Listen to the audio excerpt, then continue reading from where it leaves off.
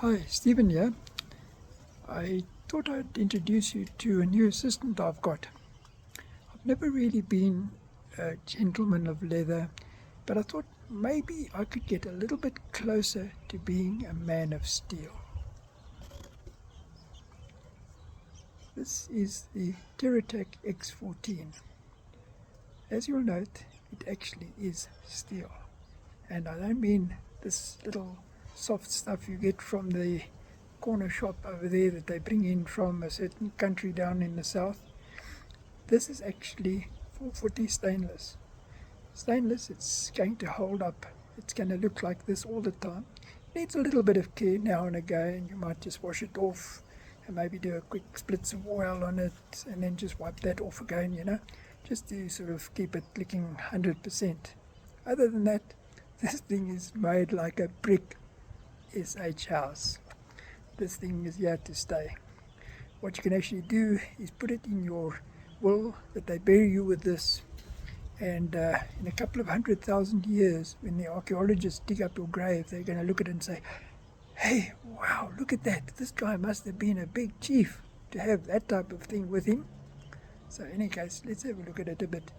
It's actually simple to operate. I don't have the hands, the size hands, my very small hands, size hands, and don't have the power in my hands at the moment that you need to actually do everything over here in a one-handed fashion. And to me that doesn't matter, because I've never really been one that's liked the switchblade, so I don't want that. Okay, its tools are very simple to find. The main ones are actually on the side. That is something which I really like. This is actually a genuine knife. This is not one of those papiperige things that you get that's very thin and everything. You can actually see, if you look at the blade there, this thing is actually thick. This is meant to do things with. It's actually sharpened enough. It's at a 16-degree angle. If you really want it sharper, you can get it sharper, because what you do is you take a Lansky, excuse the reference, but take a Lansky or another sharpener, and then you actually just sharpen it to the angle that you want. 16 is a usable angle. This is the tool is in 440 stainless. That is a knife grade metal. So this actually is like a high class knife, one can say. Does it work? Well, let's see. There's a nice piece of fusion thing there. Let's see if we can cut it. Oops, sorry. Yeah, okay, my fingers wasn't very good, but yeah, there we go. Okay, now this does come in a nice little pouch. They do provide a leather pouch, but I find for my dealings this is fine. There's your belt clip for the belt. The unit itself does have a clip itself too. Now, if you're going to use that, use it on the belt. Don't use it on a pocket. I've used these things on pockets to my great horror. It's actually eaten through the pocket after a while, So use it on a belt. It'll actually last much longer. Now, one of the nice things about the knife is that it actually is locked. It's locked in place. It's not going to come back and cut off your fingers or something like that. No, this is going to stay there. You can cut things and it's going to be there. Okay, to get it down is very simple. There's a little indent over there. Push that in and there you are. Pops your auntie. As I say, I'm not doing this in a single-handed mode. If you're sort of well endowed or whatever, you can actually pull it up with one finger, I suppose. To me, that's not an item. Okay, now next to this, on the outside again, it's also a neat little thing. That is the scissors. Now, you'll take the scissors up like that and you'll say, oh yeah, okay, it's not bad. Seems like a good scissors. But take it and actually take it through so that it locks down. And then you've got a different type of scissors. This one is actually what it is intended to be. See, it's locked. Now it's actually got a closer on it, so that you can actually use it without having to crunch. It's sharp. I don't have to do anything to this. Let's see. Sorry, okay. Cuts it like a piece of string, So impressive. again, it's locked. To get it in, actually just loosen it like that and it'll come in. Now I did see another guy actually talking about this scissors. On the tip of it over here, it's not sharp. Now there is actually a reason for that. Apparently if you are going to be using it in a first aid usage, shall we say, you would put that down and you can use this then to actually cut the bandages. Sorry, let's put it back to the normal one. You can actually then put it into the bandage and actually cut the bandages without cutting the person himself too. I didn't actually think of that. I must thank the gentleman that actually brought that to my attention over there. It's a very good item, that. This again, stainless steel. It's not going to give out and it's not going to have a problem with getting blunt. Then you flip it over. On the other side you've got something which is rather wicked. It's a saw. Now this saw is also, it's got some nasty little tankies over there on it, but that's what you want. Now I don't really think that this is going to give me the chance. A lumberjack, I don't think, it might be a little bit, I don't know, maybe that's a little bit too much of a chance that, no, I think we're trying to bite off too much over there. However, we've got a little box down over here, and this is just to give you an example of what this can do. Right, hopefully I'm getting this right over here. As I say, this is not professional.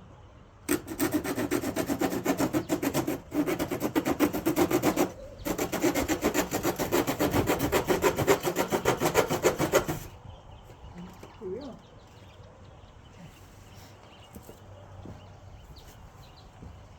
Now, I did warn you guys, this is not a professional video.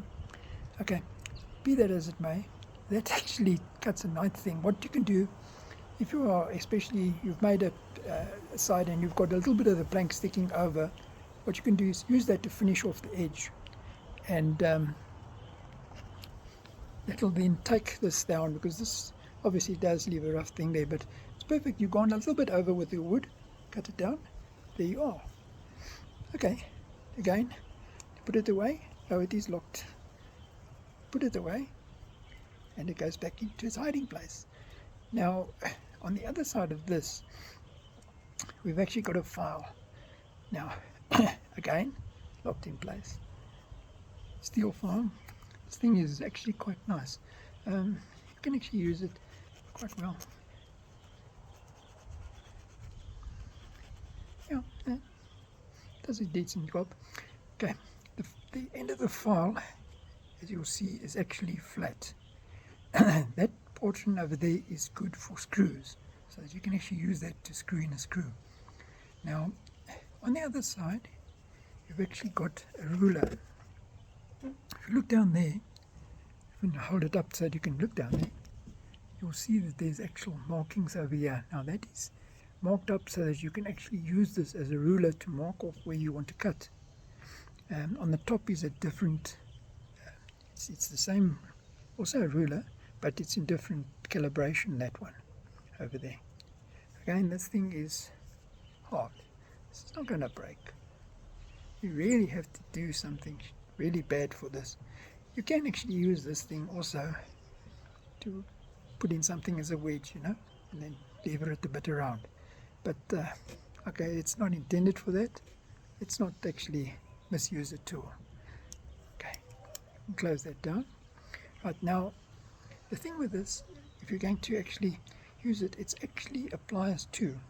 That is your sides of it actually maneuvering the wedges there. What you do is you open the tool up. There is your start of your pliers on that side. But okay, let's open the full bar, and there we go. And also this pliers isn't one that you've got to push in and pull open. No, it's also spring loaded. So you go plunk, plunk, plunk, plunk, plunk. Nice. Over here you have tungsten carbide bits over here for cutting through metal, and that, so that if you are actually going to do a little bit of work with say for instance insulation tape or whatever, sorry, insulation wire or something like that. I don't have with me at the moment. I don't know if this will really work. This bends a bit too much, but okay, fine. That is obviously lighter than what you would have on metal, but what you can actually do is in the end of it over there, if you look, you can see that over there, there's a little kepi over there that actually you can put your wire in, and you can then strip it on that. Obviously bend it around a bit before you strip it, but you can even ting it a little bit over there to get it ready to strip it, you see. But that's a stripping tool there. Okay, then on the other side, the other tools of this are actually hidden away in here. So let's pull these out. Okay, now here we have two tools. This here is a star screwdriver, or American screwdriver, however you want to call it.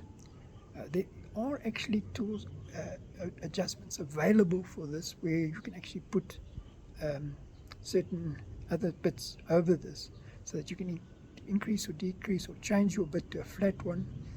You can actually also get one where there's a small socket over there, and it's a whole set of tools on that. I don't have the need for that at the moment, so I actually I'm quite happy to use this only, and then the flat surfaces, and there are more flat surfaces too. But okay, that flat surface works well. Now this is actually an awl. It's not an auger. Many people think this is an auger. Auger is just there for making holes, which fine, this can make holes. Let's just go down, put it in. Now it is locked in place, nice and solid. Okay, now I must confess I did actually try this. I wanted to actually see what it do if making up a rocket stove. So I made a couple of holes in the bottom there, so give me that. But okay, there we go.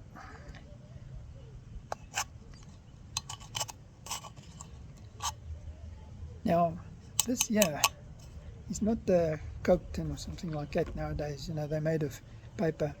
This is actually a canned vegetable can. These are sort of like the old beer tins. They were like this. You could take this thing, and if you squash the beer tin in those days, you were strong in your hands. But okay, nowadays, well, what can we say? Okay, so this is a beginning just of what I want to use as a rocket stove, just to test them out. I've never used one of them. But that is the awl used as an auger. Now, okay, what I want to do, you don't really see many people talking about what the actual use is of this tool. Everyone thinks it's just for punching holes. This actually is very useful. If you're going down into the veld and you've got a piece of, let's say, sacking with you or whatever like that, and your significant other or whatever suddenly decides that they want to pick up, oh, that's a nice rock, you know, let's pick that up and we can put that in somewhere, you know. So now what do? You've got this piece of things, but it's not a bag. So that is where an awl comes in. You feed an awl through like that, facing you. Then what you do is you take your bag over here, then you push it through the bag. That's why it's got a sharp point. And then for the first one, pull it through completely. Okay, pull it back, go about 1 inch away, that's 2 centimeters away. Pull it through. Oh, sorry, I'm actually taking it down. Sorry, take it back there. Push it through again. Take the loop, which is here. Extend it a bit. Take your first one, which is now the sort of free end there. Put it through your loop. Pull it tight. Pull the other side a bit tight too. Okay, now pull it back. Then have a look again for your sort of next victim. Put it through there. Okay, push it through a bit.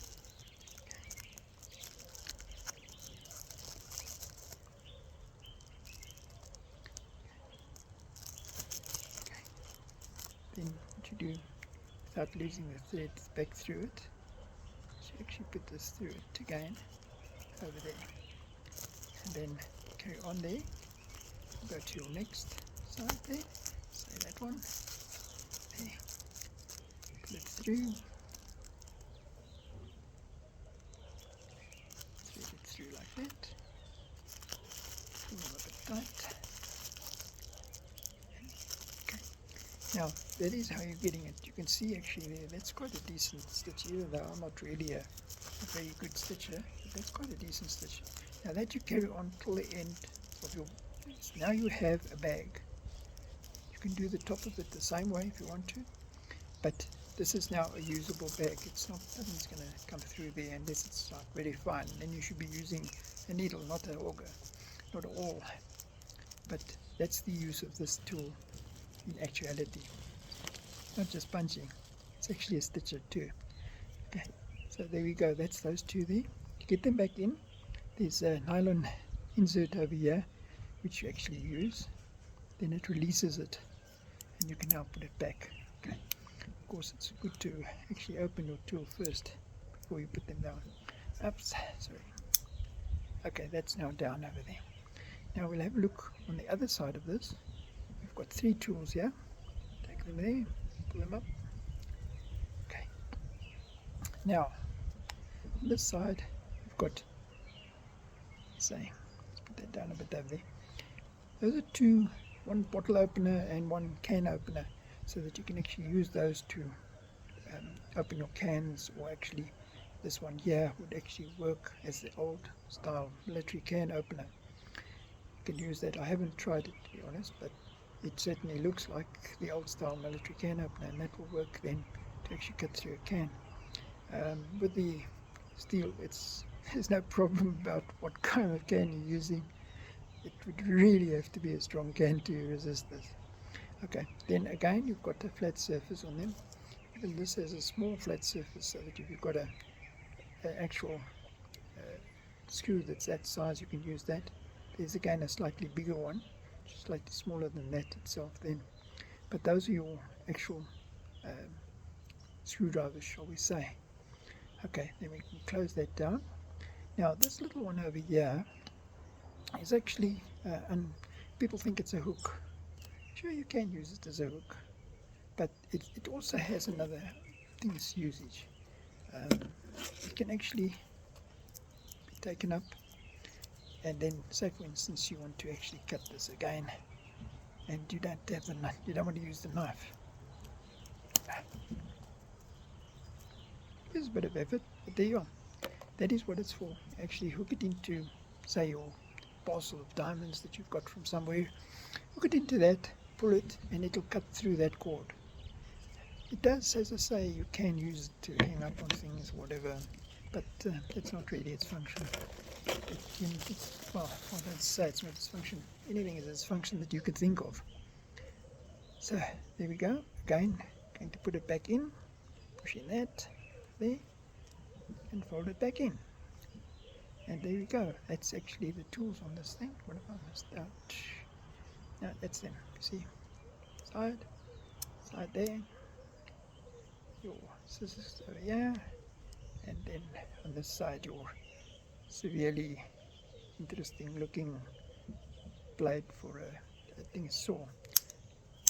This actually is nice because it's got, you know, the thing of actually having a sharp nose. It's because most of the things you do, you actually want to get into something to get to it there. This also has it there, which is very nice. You can actually use it to turn a nut. Okay, limited in size, but then again, it wasn't limited in the amount of pressure you can put on it, and you should really be using a proper bit to actually get a nut out. But in a pinch, you can do this. You can also use this to hold it when you're actually losing or something like that. So it'll be useful for that. And this is stainless steel. It's not going to break so quickly. You really got to do something to break it. And it folds back nicely together. You can hear the click of proper steel sticking together. It's not light. This is not a featherweight thing. If you want a featherweight thing, buy one of those little dinky knives that you have. That'll be fine for little jobs. This thing is actually meant to last. That's why it's made of stainless steel, and that's why it's heavy. That's why you have a belt pouch and that. You can carry it in your pocket, but then you're going to have this lump of metal there. It's going to pull your pocket down. Up to you. If you're quite happy with that, then do that. If not, get a pouch. They have a leather pouch which is very sophisticated and looks quite nice. So, and I think that would take a lot more punishment than this would too. But for my purpose, this is fine. It'll keep me going, and it'll keep the TerraTac in there. It'll wear out eventually, and then I'll just replace it and get another pouch for my TerraTac, which won't need replacing like that. So there we have it. Okay, guys, that's the unofficial sort of, what can you say, fly-by-night expose of this X14 TerraTac. And hope you've enjoyed it. Keep well. Thanks. Ciao, ciao.